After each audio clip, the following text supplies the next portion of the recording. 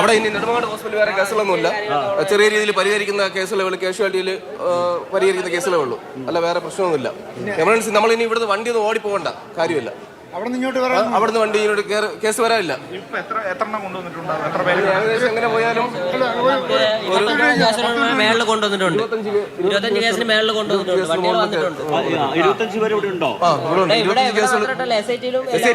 എല്ലാം കൂടെ ചേർത്ത് നല്ല കൊച്ചു പിള്ളേരുണ്ട്, കുട്ടികളുണ്ടോ? 3-4 കുട്ടികളുണ്ട് കൊണ്ടുവന്നിട്ടുണ്ട്. SIT-ലാണ്. 25 മൊത്തം പരിക്കേറ്റവരാണോ? മൊത്തത്തിൽ 25 പേരിനകത്ത് എല്ലാ SIT ഉൾപ്പെടെ മൊത്തത്തിലൊരു കേസുണ്ട്. SIT ഉൾപ്പെടെ കുട്ടികൾ ഉൾപ്പെടെ 25 പേരിനകത്തുണ്ട്. പിന്നെ നമ്മൾ നെടുമങ്ങാട് ഹോസ്പിറ്റൽ ഡ്രൈവേഴ്സാണ് ഇതെല്ലാം. ഗുരുതരമായി പരിക്കേറ്റവര് അത്യാവശ്യം എങ്ങനെ പോലെ ഒരു 10-12 പേരിനകത്ത് ഗുരുതര പരിക്കാണ്. ഹെഡ് ഇഞ്ചുറി കാര്യങ്ങൾ എല്ലാം ഉണ്ട്. നിലവിൽ ഒരു മരണം മാത്രമേ ഡെത്ത് ഒന്നേ നമ്മൾ അറിഞ്ഞിട്ടുള്ളൂ, ബാക്കി എന്താണെന്ന് നമ്മൾ അറിയിട്ടില്ല.